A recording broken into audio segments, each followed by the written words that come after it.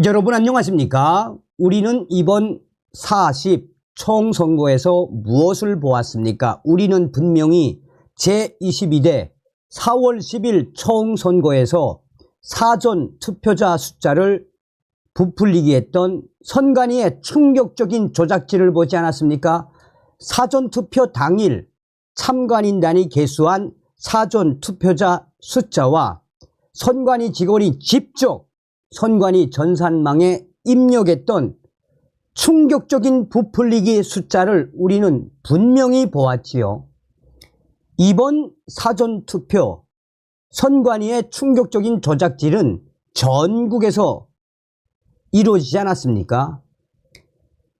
적게는 수십 매에서 많게는 수백 표 이상 조작했던 선관위, 오죽했으면 참관인단 그분들이 선관위의 충격적인 조작 사진을 찍어서 다 공개하지 않았습니까?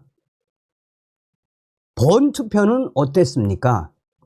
전국에서 터져나왔던 부정투표 용지들, 컬러가 다른 투표 용지들과 길이가 다른 부정투표 용지들, 그리고 반드시 이 절취를 해야 하는 일련 번호가 그대로 있는 수십 장, 수백 장의 부정투표 용지들, 오죽했으면 신권처럼 빳빳한 수백 장의 부정투표 용지들을 우리는 확인하지 않았습니까? 자, 여러분 제가 그전 시간부터 강조해 드리지 않습니까? 윤석열 대통령께서는 지금 현재 부정선거에 대해서 알고 있으며 조만간 입장을 발표하실 것이다. 우리는 정강훈 목사님만 믿고 광화문에서 전국에서 제2의 4.19 혁명, 제2의 5.16 혁명을 일으켜야 합니다. 자, 지금 선관위 난리가 났습니다. 충격 조작 또 터졌습니다. 부정선거 빼박 증거, 총선 추미애 지역구 조작질. 정성찬TV 좋아요, 구독, 알림은 큰 힘이 되겠습니다. 후원해 주시는 모든 분들께 가열차게 멸공. 우리는 2020년 4.15 부정선거도 똑똑히 보았죠. 자, 여러분 저보고 부정선거와 관련해 광화문에 안 나오냐라고 하는데 제가 지금 몸 상태가 안 좋아서 목이 안 좋고 또 어쨌든 좀 안 좋습니다. 그 당분간은 제가 광화문에 못 나가니까 여러분들 이해해 주세요. 오히려 제가 계속해서 여기 방송해 드리는 게 더 좋을 수도 있습니다. 자, 여러분 한번 잘 보십시오. 자, 일간 베스트 유저가 뭐라고 강조를 했느냐. 자, 선관위 이번 충격 조작 또 터졌다. 자, 여기서 잘 보셔야 되는 게 뭐냐면, 자, 이건데, 이 자료인데,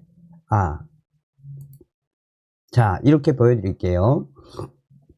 자, 2016년, 이 민주당, 그 다음에 2016년 총선, 그 다음에 2020년 총선, 2022년 보궐선거. 여기서 간단합니다. 이 일간 베스트 유저가 주장하는 것은 무엇이냐? 충격적인 조작, 당일 투표와 사전 투표에서의 지지율 격차의 변화. 첫 번째, 사전 투표와 당일 투표 지지율 격차가 그전처럼 2에서 3%가 아니라 추가로 플러스 10% 정도 더 폭증함. 사전 투표는 보수당보다 민주당 지지자들이 많이 해서 그런다고 하는데 그걸로 설명될 수준이 아님. 2016년에는 민주당 당일 투표 지지율이 평균 42%면 사전 투표에서는 44%였음. 2016년도에는요. 그런데 2020년에 당일 지지율이 48%면 사전 투표도 50%나 51%, 52%에서 나와야 정상임. 그런데 61%나 나왔습니다. 플러스 10%나 추가로 더 크게 급변하는데 대체 왜 2016년 총선과 2020년 총선의 격차가 추가로 커지는지는 단순히 사전투표를 민주당 지지자들이 많이 해서 그런다로 설명이 안 됩니다. 자, 여기 이제 잘 보세요. 사전투표 10% 추가, 변화, 표차 계산, 5만 표 가정. 민주당, 자, 원래값 50대 51대 10%씩 조작 후 득실. 민주당 이 50% 25,000, 60% 3만. 자, 요것도 뭐냐면, 자, 여기서 두 번째, 사전 투표 지지율이 플러스 10% 늘어나면 지역구당 1만 표를 더 먹게 만든 구조임. 한국 지역구는 254개고 투표자 수는 대략 3천만 명 정도라서 지역구 하나당 투표자 수가 평균 10만에서 12만 명, 그리고 당일 투표수와 사전 투표수 비율은 6대 4에서 5대 5 정도가 정상. 설명하기 쉽게 사전 투표를 5만 표라 가정하고 여야가 호각일 경우 서로 50%로서 25,000 대 25,000표인데 여기서 민주당이 10% 늘면 60%가 되고 국민의힘은 40%가 되어 3만 대 2만 표가 됩니다. 서로 간에 1만 표 차이가 나게 하는 겁니다. 자, 제가 그냥 설명을 드릴게요. 자, 즉 지지율 격차가 2016년 총선보다 민주당이 플러스 10% 더 급증했다는 것은 지역구당 1만 표를 민주당이 먹게끔 충격 조작을 한 숫자입니다. 자, 세 번째, 비례대표 무효표가 그전보다 폭증했으며 정상 값과의 차이를 계산하면 50에서 55만 표. 지역구 무효표에 비해 비례대표 무효표가 기표가 아예 없는 등 너무 많아졌습니다. 180에서 190%대에서 320에서 330%로 엄청나게 증가했습니다. 부정선거의 시간, 인력 부족으로 중요한 지역구 용지에만 기표하고 중요도가 낮은 비례대표 용지는 기표 없이 그대로 표만 집어넣은 것이 아닌가 의심됩니다. 정상적 무효표 수를 산정해보고 그 차이를 계산해보면 그 경우 위조표 추정값은 50에서 55만 표. 이번 총선에선 관외 사전투표가 격전지 일부 지역의 당락을 좌우했습니다. 특히 마지막에 관외 사전투표함이 열리면서 막판 역전극이 벌어진 것이 적지 않았습니다. 중앙선거관리위원회에 따르면 전국 254개 선거구 가운데 당선인과 2위 격차가 3,000표 미만인 것은 18곳인데 그곳 10곳이 관외 사전투표 다득표자가 당선이 됐습니다. 자, 이 부분을 이제 언론에서 나온 걸 이제 인용을 했죠. 자, 그러면서 이제 점점점 더 충격적인 조작질이 드러나고 있습니다.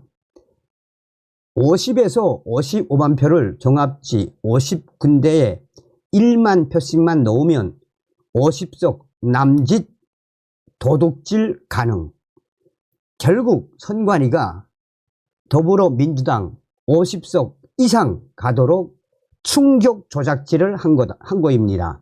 지역구 경합지는 50군데 정도 되며 5,000표 내로 당락이 바뀌는 것이 20개가량 됩니다. 10% 차 경합지면 1만 표 차이고, 그럼 앞에서 말한 1만 표와 이 3단락에서 말한 50에서 55만 표를 연결해 생각해 보면, 즉 50만 표면 경합지 50군데에 평균 1만 표씩 넣으면 50석 도둑질할 수 있게 만든 거임. 그게 폭증한 비례대표 무효표 50에서 55만 표와 플러스 10% 추가 폭증하게 만듦, 사전투표 지지율 격차로 먹은 1만 표, 그들의 의미에 대한 답이라고 생각합니다. 그러면서 이게 아주 중요하죠. 이 숫자가 이게 아주 중요하죠. 자, 사전투표의 관외 비율이 프로그램으로 돌린 듯한 기계값 마냥 너무 근사한 값을 보임. 마지막으로 2020년 총선과 2024년 총선에서 두 번 모두 사전투표의 관내 투표와 관외 투표 비율이 76.8%, 23.2%로 너무 근사한 값을 보임. 너무 편차가 없는 게 부자연스러워서 무슨 같은 기계나 같은 프로그램으로 돌린 값이 아닐까 생각됨. 민주당은 사전 투표율 31.3%, 예측은 결국 사전 투표가 프로그램으로 미리 정해놓은 값이라 가능했던 거임 라고 설명을 하고 있습니다. 자, 그러면서 자, 또 다른 거 하나 보겠습니다, 여러분.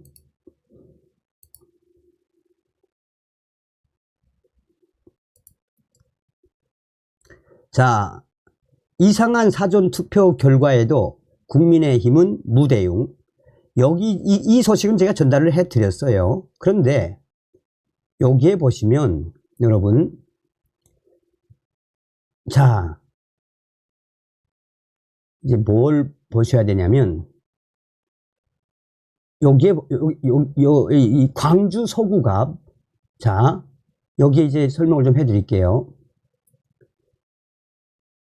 자, 사전투표와 당일투표의 괴리율이 그리 크지 않은 광주 서구갑 지역구의 선거 결과를 제시. 이 지역은 소나무당 송영길 후보가 나왔던 것으로 사전투표와 당일투표 사이에 괴리율이 없이 자연스럽다는 것입니다. 아래표에서 보면 각 후보별 사전투표 득표율과 당일투표 득표율이 별로 차이가 나지 않는 것을 알 수 있습니다.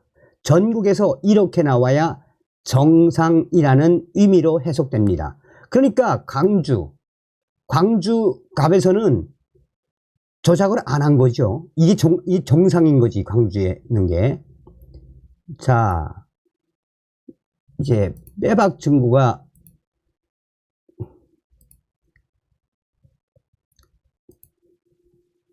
자, 이게 무엇이냐, 여러분. 황교안의 손편지 그래프가 명확히 말해준다. 40 총선이 부정 선거였음을. 자, 그래프 그림 1, 40 총선의 사전투표와 당일투표의 득표율 차이의 분포를 알기 쉽게 보여줍니다. 가로축은 사전투표와 당일투표의 득표율 차이 %포인트입니다. 그리고 세로축은 투표한 인원을 반영한 유효 투표수입니다. 즉 전국의 사전투표소, 행정, 읍, 면, 동 중에서 투표자 수가 많은 곳일수록 점점 위쪽에 찍히게 됩니다. 만일 정상적인 선거였다면 같은 대한민국을 대상으로 한 선거이기 때문에 사전과 당일 득표에 의미 있는 정도의 차이가 없어야 합니다. 즉 그래프가 벌어져서는 안 된다는 말입니다. 벌어지면 벌어질수록 통계학적으로 인위적인 분포가 된다는 것입니다. 이것은 부정선거라는 명확한 수학적 증거이며 누군가가 손을 댔다는 것입니다. 그럼 여기서 늘상 하던 대로 저들의 거창한 변명을 하겠지요. 사전투표는 젊은이들이 많이 한다고. 그들은 민주당 지지자라고. 그래서 민주당의 사전투표, 득표율이 높은 거라고. 아닙니다. 그렇지 않습니다. 이번 총선 사전투표에서 연령별 사전투표자 수를 따져보면 보수 성향이라는 60대가 22.69%로 가장 많았습니다. 진보 성향이라는 50대는 22.51%. 자, 이래도 부정선거가 아니라고 우기겠습니까? 이래도 선관위가 충격적인 조작 안 했다고 우기시겠습니까? 이것은 바로 빼도 박을 수 없는 확실한 증거가 터져 나온 것입니다. 자, 여러분, 제가 전 방송에서도 말씀을 해드렸습니다만 그냥 객관적으로 보여드릴게요, 여러분. 자, 추미애 9개동 지고도 가밀동 한 곳 몰표로 뒤집어. 다른 동 9개동 다 졌는데 이 가밀동 한 곳에서 이겼다는 겁니다. 자, 이에 대해 이 지금 현재 부정선거를 밝히고 있는 변호사들이 굉장히 많죠. 그 변호사 중에 이제 박주영 변호사님이라고 계십니다. 박주영 변호사님이 그냥 팩트로 조작질이다, 이건. 팩트로 조작질했다 라고 밝혔습니다. 보시죠. 투표한 수가 인구수보다 더 많네. 이거 끝났잖아, 이거. 봐. 아니, 이게 꾸며낸 게 아니고, 이제 이걸 또 증거로 또 보여줄게. 어떻게 투표수가 인구수보다 더 많어? 한한갑 국민 여러분, 이거는 너무 확실한 거니까 내가 이제 봐. 7,179명이 투표를 했다. 이거 말이 됩니까? 이거 완전 사기지. 완전 사기야. 자, 그 다음에 읽어줄게. 자, 이것만으로도 무효다. 선거 조작 좀 잘하지. 변호사가 그런 거요. 딱 걸렸네. 자, 그 다음에 이번에도 추미애가 한 건 해주는군. 추미애가 한 건 해줬어. 드루킹 잡은 추미애. 부정선거도 잡아주네. 야, 투표한 수. 우리는 반드시 40 부정선거 박살낼 수 있습니다. 다음 시간에 뵙겠습니다. 멸공.